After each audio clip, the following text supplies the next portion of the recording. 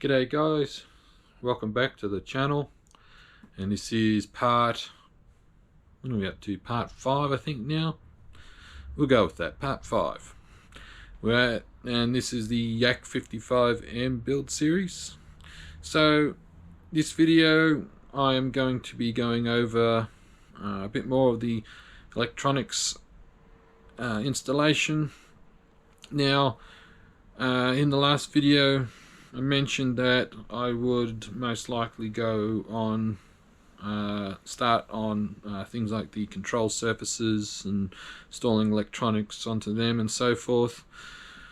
One thing I have done is on the wings and the control surfaces for the like the rudder and elevator. What I have done is I have installed the control horns. On this wing I have installed the aileron servo. I have not got it connected to the control horn, obviously. It's a relatively straightforward process. In the box now, I've got them in the box here still, just mainly because while I'm in my shed, I do have limited space. I have the control horns on there and on the rudder, so that's all done. So what I'm going to go through with you now is I'm going to show you what I do when it comes to installing the servo with an extension lead into the main wing. So I will cut across the table and you'll get a different perspective, and we'll go from there. Alright, so we have here our servo, and I'm going to show you how I get it ready to install into the wing. Now, we've got the servo, got our extension lead, and we have our mounting screws, and we have just a handheld drill, like drill bit and hand drill. Now another thing you'll need that comes in handy is a fishing sinker and some fishing line. Doesn't have to be a very heavy sinker, but make sure it's heavy enough but small enough to fit through the wing. I'll explain shortly. And a little bit of heat shrink tubing. Now, so what I'll do is I'll get my tubing to the length I want. So we want that. I will put it over the lead connector there. I'll connect the servo. Now, the reason for doing it this way, you can use sticky tape if you want, and you can use where is it? You can use these things here. They just clip onto the servo, connected like so. However, this is more of a permanent solution, so we just carefully wriggle it on.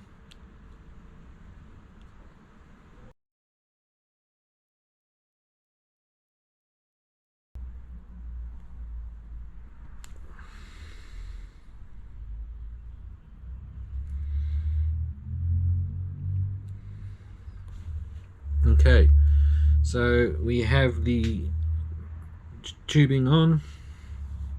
Now you can use a match, a soldering iron. I'm just using this little burner here. So we just very carefully heat it.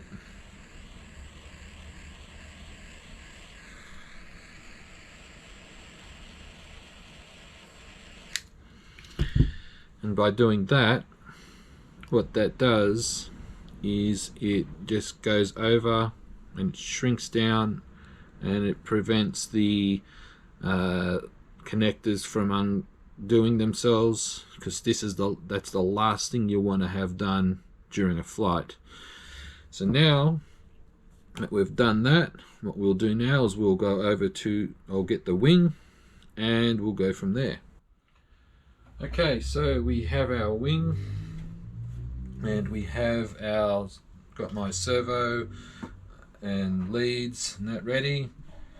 Now with the whole idea of the fishing sinker here is you attach the line around the connector there. So what we do, I'll make sure I get this on camera.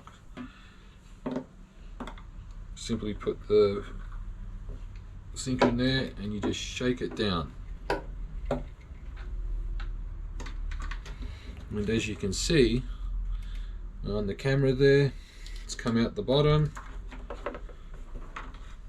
and then we just feed the wire through, and as you see it's come through the bottom there.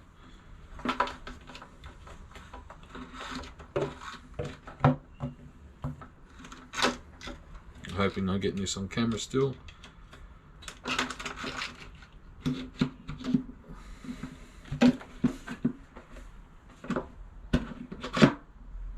And just like that. Pretty simple, very easy way of getting the servo lead in, as you can see. So now what I'm going to do is basically just off camera mount. Well, no, actually no, I'll show you what I'll do.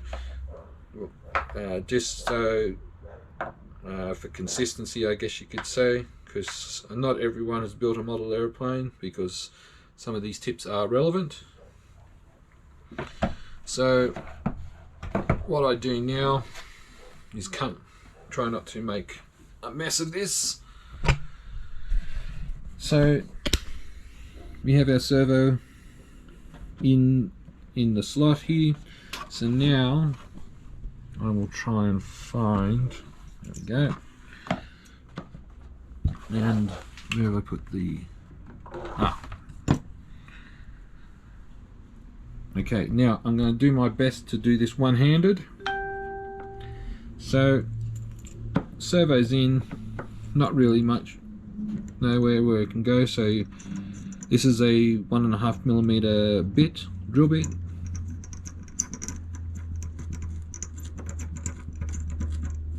Now do this slowly, try not to push too hard, just so you can, until you feel it go through the hole, or through the wood rather. Put our screw in, find the screwdriver that we've now just misplaced. I'll just use this one here.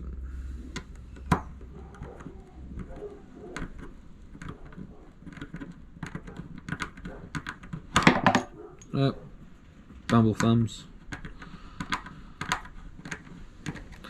And just like, as simple as that. So what I'm going to do is off camera, do the other 3 screws, and we'll be back. Alright guys, now off camera I have finished putting both servos in, and off camera I have installed the control surfaces for the elevator. So we have the elevator control surfaces onto the horizontal stabilizers. It again 30-minute epoxy, reason being I have like 5-minute epoxy here. The problem with 5-minute epoxy is you have a limited amount of working time. You want as much working time as possible to make sure that everything is in and lined up perfectly, and the same here. So what I have done now, obviously I know probably looking a bit confused here, it is not invisible. What I have done is the vertical stabilizer part that goes in here only has 2 hinges. So again, I have put one side in dry into the rudder here and put 30-minute epoxy in to install the last two hinges for the vertical stabilizer that holds the rudder. So you got your vertical stabilizer that has two hinges, and the rest of the fuselage has the last two hinges down the bottom here, as you can see. So what I've done is I've just put those two hinges in and made sure that they are working correctly and not binding and fighting against each other. So so what we'll be doing next, I will be putting in the vertical stabilizer. So that is here. So again, that's going to go in. So I'll take once the epoxy has set, I will take the rudder off, put the vertical stabilizer in, and I will do that on camera, but at the moment this is as far as I've gotten. So what I'll do is I'll pause here, wait for the epoxy to do its thing, and then we'll come back. Alright, so the hinges are done on the fuselage here. It's been a couple of hours. The epoxy isn't fully cured right now, but for now it is, enough to work with. So what we're going to be doing now is we are going to be putting the vertical stabilizer on. There you go, done. No, just kidding.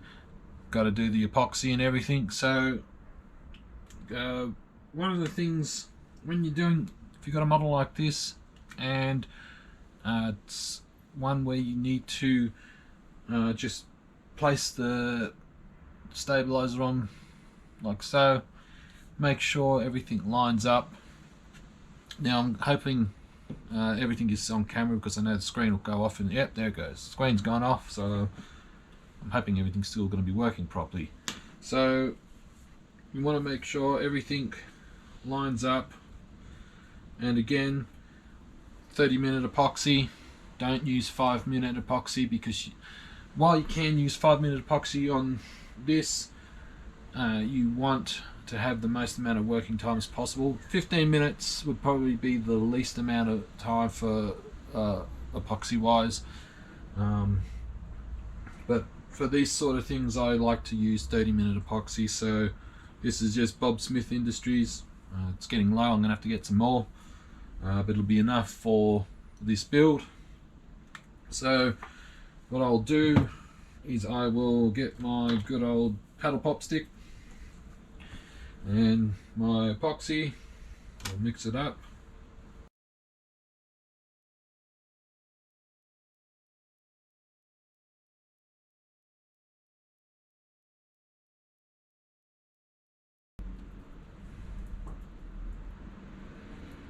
Alright, we've got our epoxy done.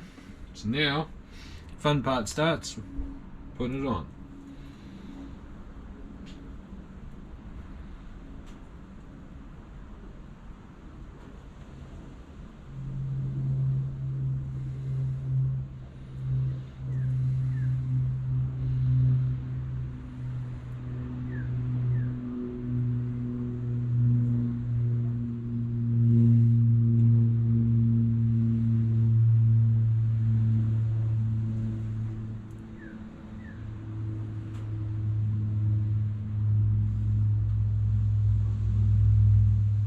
Don't worry if you get a little bit of spillage over the side, you can always wipe that excess off.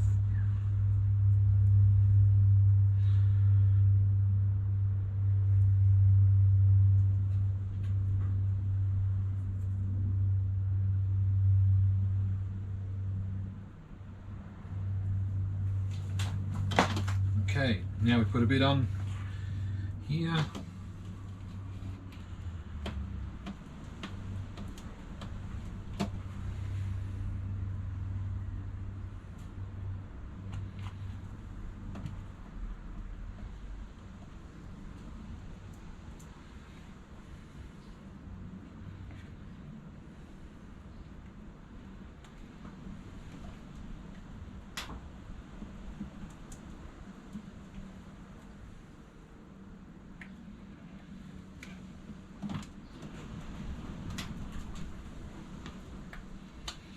Alright, now we put it on.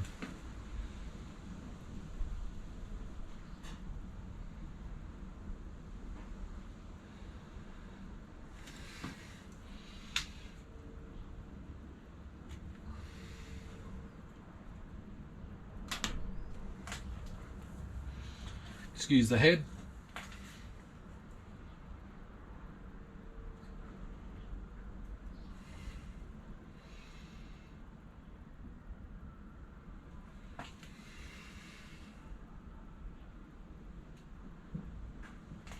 Alright, so we have some excess there, so get some paper towel.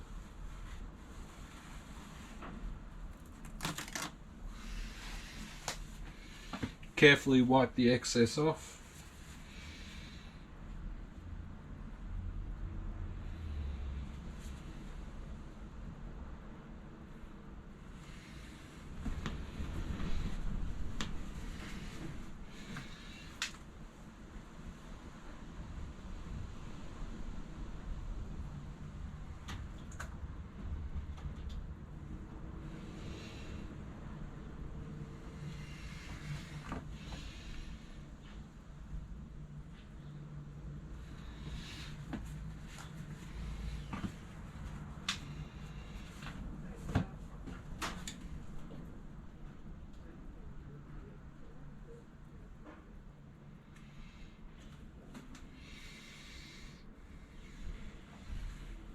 Now, if you find that it starts to move because of the curing, what you can do is just use a couple of T-pins just to hold it in place.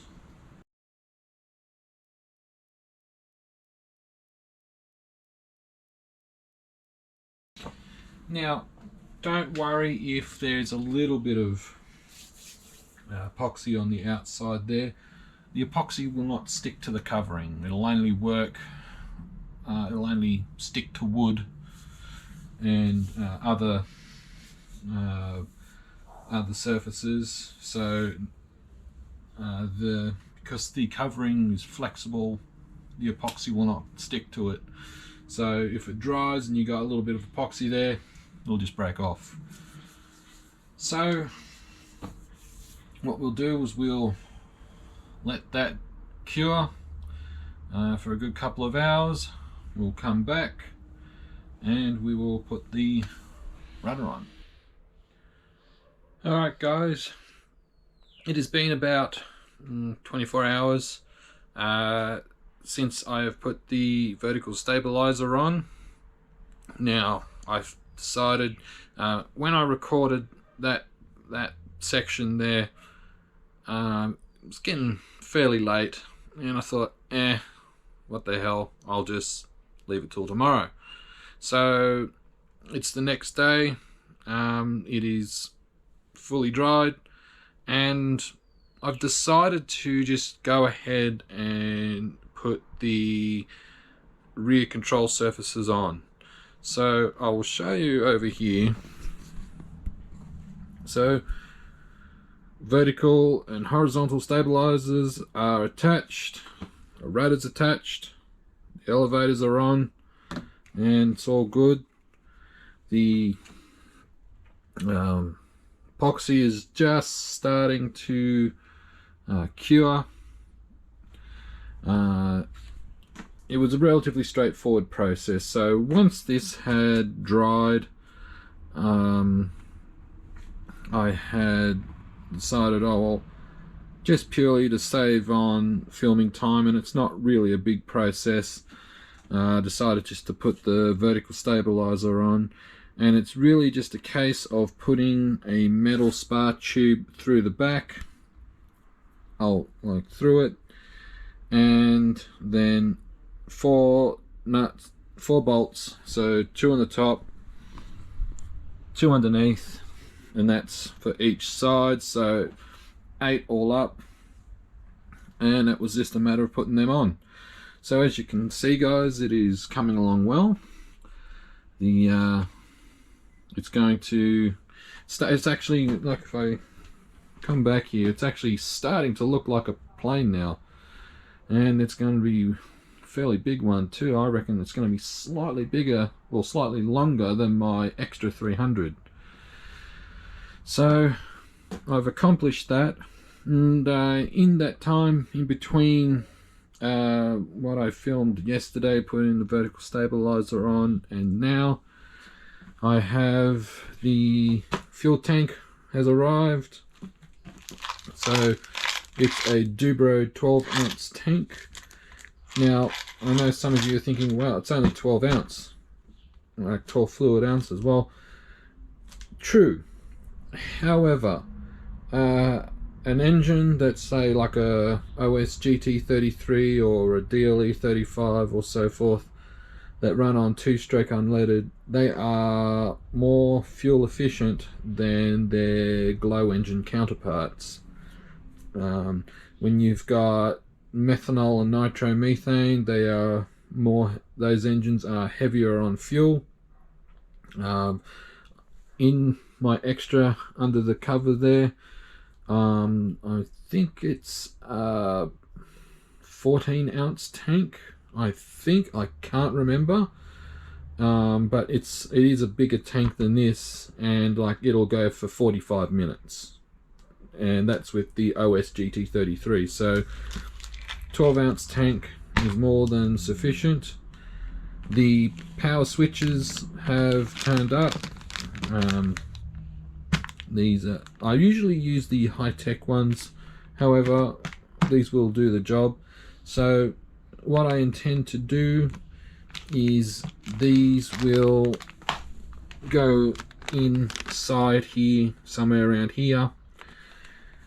I may even work out something at the back, maybe not, I'm not too sure, but I need to work out accessibility, and like for the wing bolts on the sides here. So there's that to contend with. So that's that. So it's starting to come along. What I've also done is I've glued in the pilot, and just for a bit of fun, I tried my best to make him look like me. It's a bit hard to make it look this as awesome as me, but but yeah, so just thought I'd try and make it look make the pilot look a bit like me. So that's just curing there with a little 5-minute epoxy. So what I'll be doing next is putting on the actual canopy itself. Now with this, if you have a kit like this and you need to use, like, glue the canopy on, I recommend you get something like this. It's called Canopy Glue. So what it is, it's fairly quick drying, but it dries clear, so that way you won't get any horrible smudges or anything around the sides and so forth. So yeah guys, starting to look like an aircraft now. So that's a wrap for this video, guys. What we will be tackling in the next video is the engine. So we get in the engine. What I'll be doing is working out where to mount it, where to place the ignition box and so forth. So it's all going to be fun from here, guys. So I guess you could say we're probably at the halfway mark, possibly. There's still some more things to do. I still have to install the rods for the elevator, or for the elevators, because it's 2 servos. Got to install the wires for the pull system for the rudder. I've got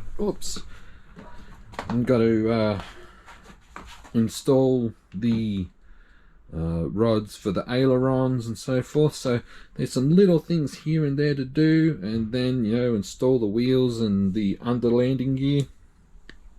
So yeah, we're getting there, guys. It's starting to look like a plane.